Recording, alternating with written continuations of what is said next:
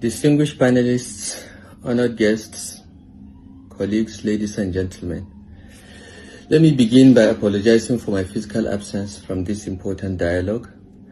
I was recently treated for a sudden bacterial and viral infection and remained under medical observation until midweek, which prevented my travel to Abuja yesterday. I therefore address you today from Brussels in Belgium before returning to Nigeria shortly, inshallah. I thank the Trust newspapers for the honor of inviting me to speak at this 23rd Daily Trust Dialogue.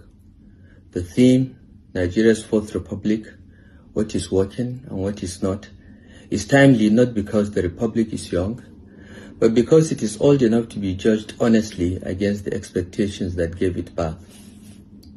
So let me begin by framing the question.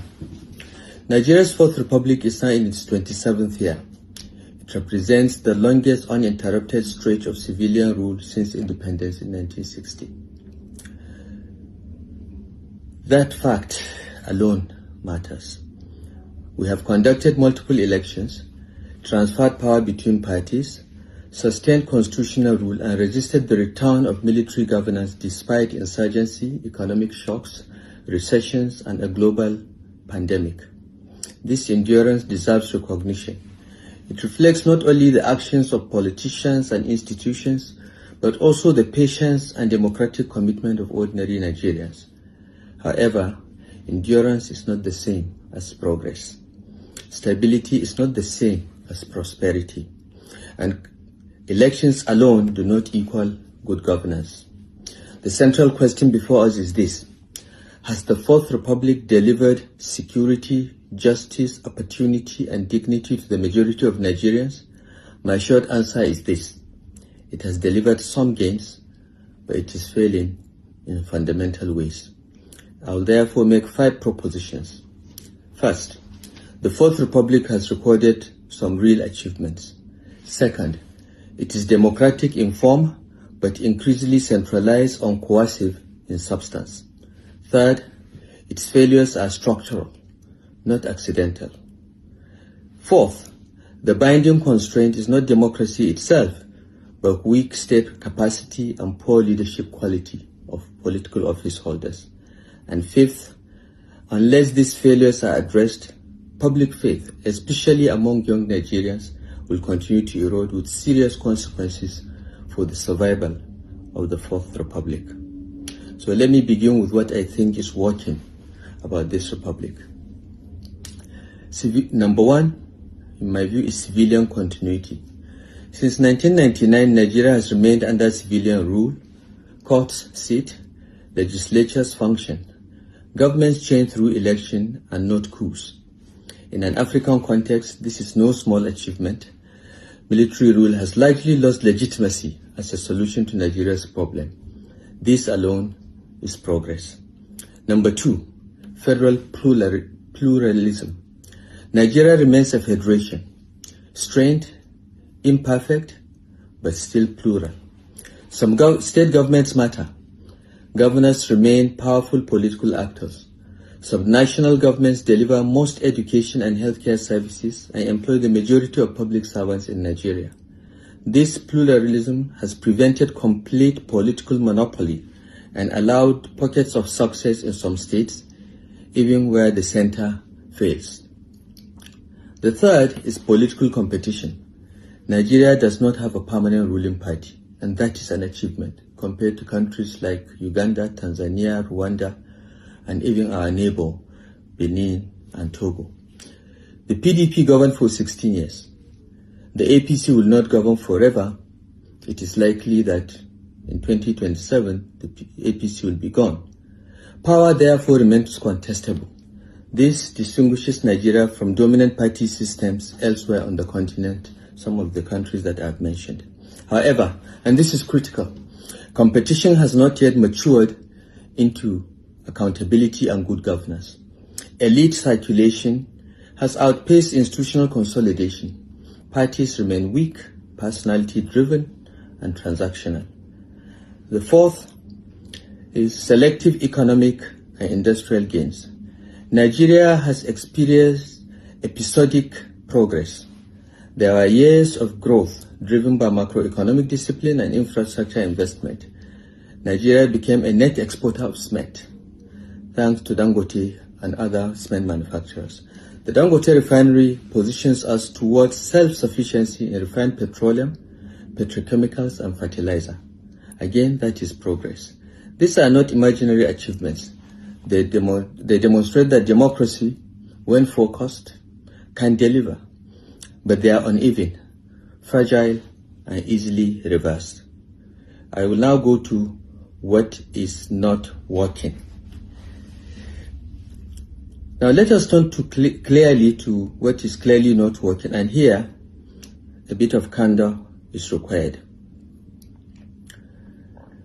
The first is we have governance without accountability. Nigeria has built the forms of accountability faster than in the substance. We conduct elections, create agencies, announce asset recoveries, but accountability by those governing remains selective and episodic. Corruption has become dangerous for some that are in opposition, negotiable for others that are sitting on the fence and want to move to the APC, and invisible for those aligned with power. APC members are never accused of corruption. This cost is not abstract. It appears in unpaid salaries, abandoned projects, decaying infrastructure, and widespread cynicism. When laws are enforced unevenly, deterrence collapses. And when deterrence collapses, trust evaporates. And this is what is happening in Nigeria today. The second thing that is not working is what I call centralization without capacity. Nigeria operates one of the most centralized fiscal systems among federations, yet expects states and local governments to deliver most frontline and critical services like primary education and healthcare. Authority, responsibility, and funding are badly misaligned. This is not an accident. It is a design flaw, one that contradicts the 1954 federal consensus for a loose federation with strong regions and a limited center that our founding fathers agreed in the UK. Since 1966, successive governments, military and civilian, have entrenched this unitary federalism. The result is predictable. Everyone looks up to Abuja for money, looks downwards for excuses, and sideways for scapegoats to blame. A system that centralizes power but diffuses responsibility will always fail by design. But by design means we can fix it.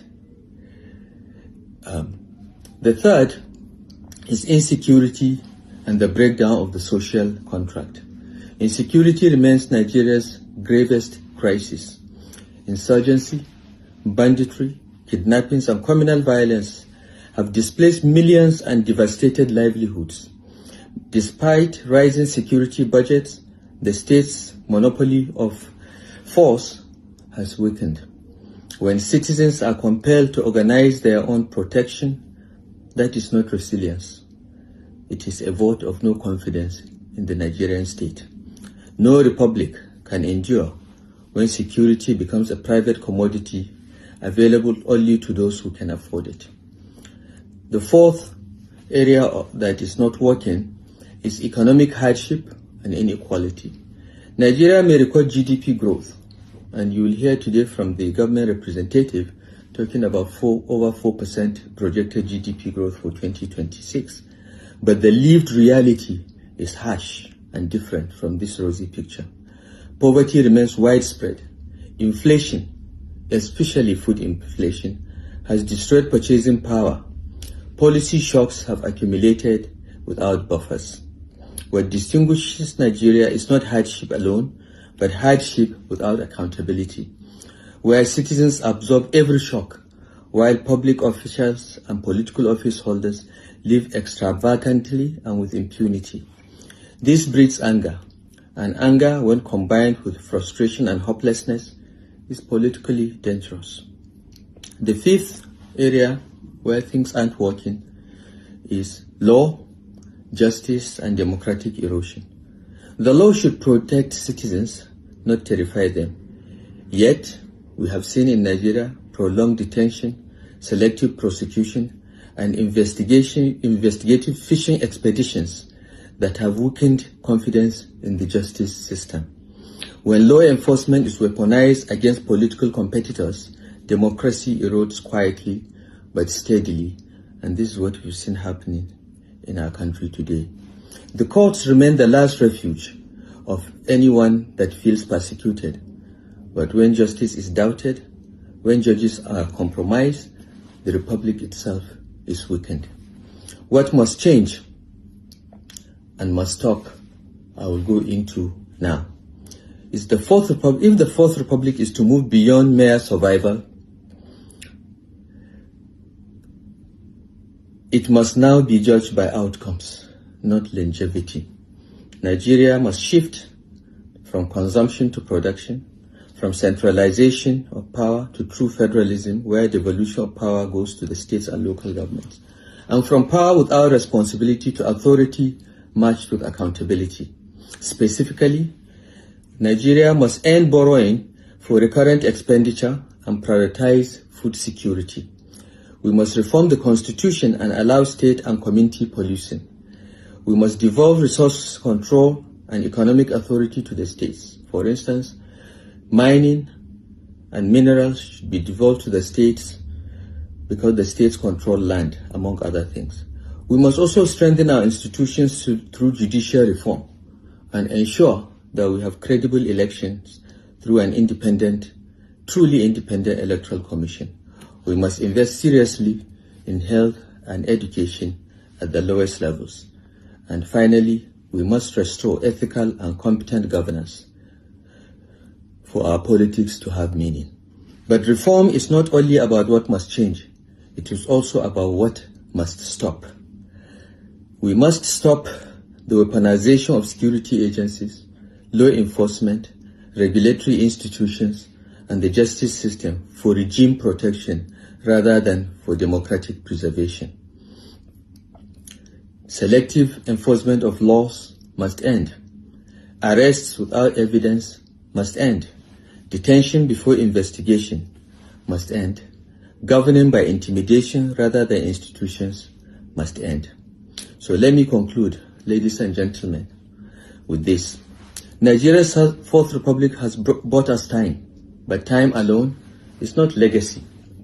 We have the architecture of democracy, but its foundation is cracking under the weight of insecurity, exclusion, and widespread economic hardship. History teaches us a hard lesson that when reform is postponed indefinitely, as we are seeing in Nigeria today, rupture and collapse eventually arrive. The choice before us as politicians is not stability, but reform. It is reform now or instability sooner or later.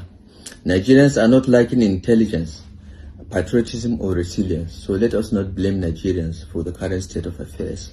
What Nigerians lack is accountability from those entrusted with power. And as opposition, we are not enemies of the state.